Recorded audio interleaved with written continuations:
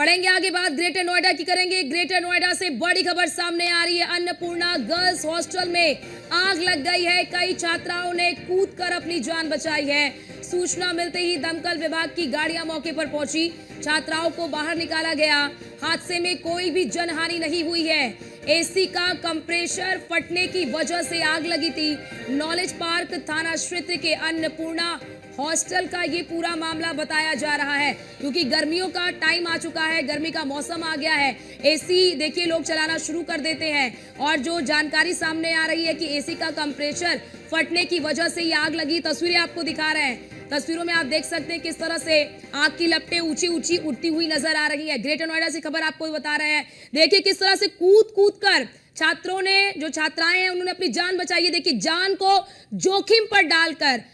जोखिम में डालकर ये छात्राएं किस तरह से खुद को बचाती हुई नजर आ रही। तस्वीर आपको दिखा रहे हैं जिसमें आप साफ तौर पर देख सकते हैं कि किस तरह से आग लगी है। तो देखिए आपको ये तस्वीर भी दिखा रहे हैं। कई छात्राओं ने कूदकर अपनी जान बचाई है। तस्वीरों में आपको दिखा भी रहे हैं हम। सूचना मिलते ही दमकल की गाड़ियां भी मौके पर पहुंची और आग पर काबू पाने का प्रयास किया गया, लेकिन कई तरह के सवाल खड़े होते हैं। इस तरह की घटनाएं जब सामने आती हैं तो कई तरह के सवाल खड़े होते हैं। हालांकि इसमें कोई जनहानि नहीं हुई है, लेकिन जनहानि हो सकती थी। जिस तरह की तस्वीरें सामने आ रही है, देखिए किस तरह से वो छात्रा नीचे उतरने की कोशिश कर रही थी और वो गिर गई।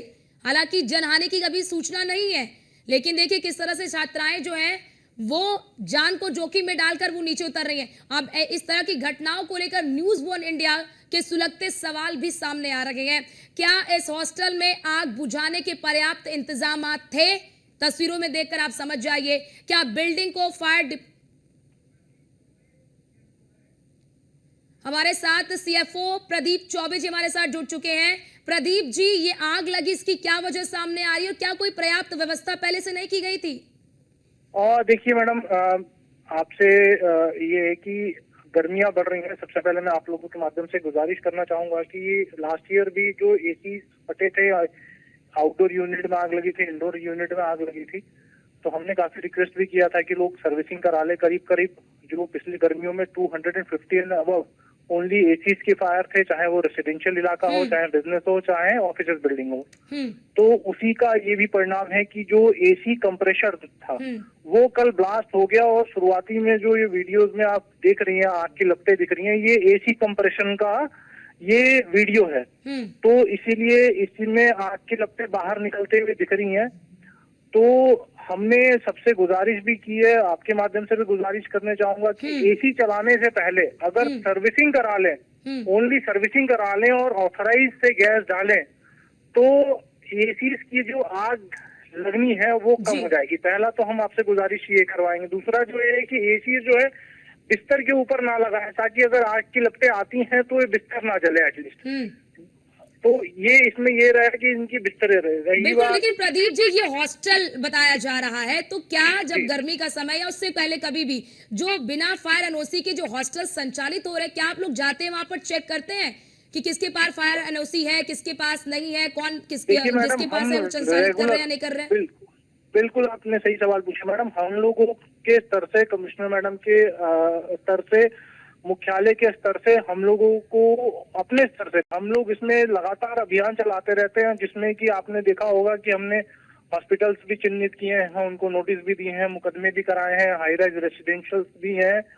और ऐसा ही हमने अलग अलग अभियान चला के हम लोग चेकिंग करते रहते हैं कि जो है अगर हमारे नॉर्म्स पूरे नहीं कर रहे हैं तो हम उन पे मुकदमा करवाएं, उनको नोटिस दें। और अब नए नियमावली के तहत आप जल्द देखेंगे कि हम बिजली और पानी भी कटवाएंगे। अभी हम लोगों को एक परमिशन भी मिल गई है कि हम बिजली और पानी भी कटवाएंगे। तो जो नॉर्म्स पूरा नहीं कर रहे हैं उसके खिलाफ हम सख्त ये तो हॉस्टल की बात हो गई। कई सारी कंपनियां भी ऐसी हैं जो बिना फायर एनओसी के संचालित हो रही हैं। घटनाएं आए दिन सामने आती हैं, तो फिर आप लोग कार्रवाई क्यों नहीं करते? अगर कार्रवाई हो रही होती तो शायद कंपनियां उससे सबक लेती।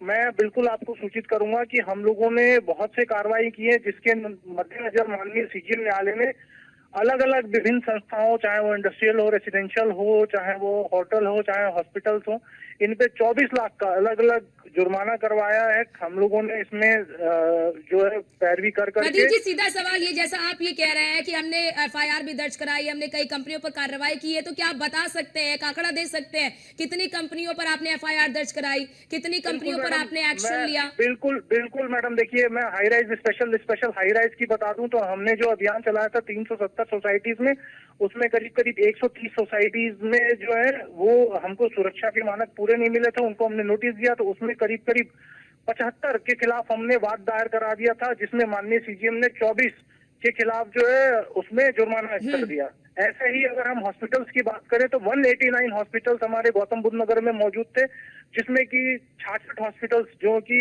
मानक के अनुरूप नहीं मिले थे। हमने उसको सीएमओ साहब को लिख के इस पे हमने कहा है कि इस पे कार्रवाई करें। उसमें से भी बहुत लोगों ने व्यवस्थाएं जो है दुरुस्त करा ली हैं। ऐसे ही हम स्कूल्स का, ऐसे ही हम हॉस्पिटल्स का।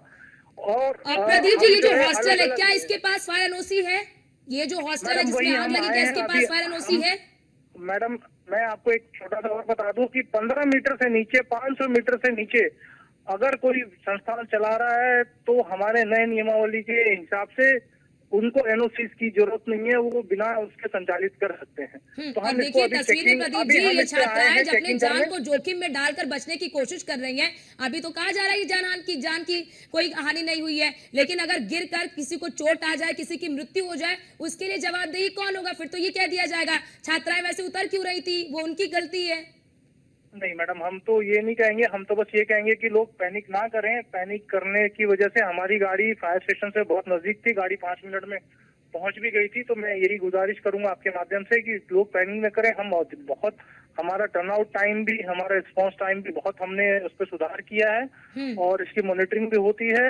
और मैम इसीलिए जो है मैं आपसे माध्यम से गुजारिश करूंगा कि अगर पैनिक ना करें, आप देखेंगे कि बालकोनी है, पैनिक ना करें तो हम तुरंत पहुंचेंगे। हमारे पास रेस्क्यूज के बहुत साधन थे, हमारे पास प्रदीप जी, क्या इन हॉस्टलों में जो ये हॉस्टल्स है जो संचालित हो रहे, क्या आप यहाँ पर गए थे? क्या वहाँ पर जाकर चेक किया कि नॉर्म्स पूरे हो रहे हैं, नॉर्म्स पूरे नहीं हो रहे, नियम पूरे हो रहे नहीं हो रहे? मैं वहीं पे खड़ा हूँ मैम, मैं वहीं पे चेकिंग कर रहा हूँ। तो मैं आपको इन्फॉर्म कर दूंगा। ठीक, बहुत शुक्रिया आपका प्रदीप कुमार चौबे जी। सीएफओ हमारे साथ जुड़े, उन्होंने तमाम सवालों के जवाब दिए कि जो नियम बनाए जा रहे हैं, अगर उन नियमों का पालन नहीं किया जाता तो सख्त एक्शन लिया जाएगा और कई कंपनियों पर लिया भी गया है। उन्होंने कुछ आंकड़े भी रखे।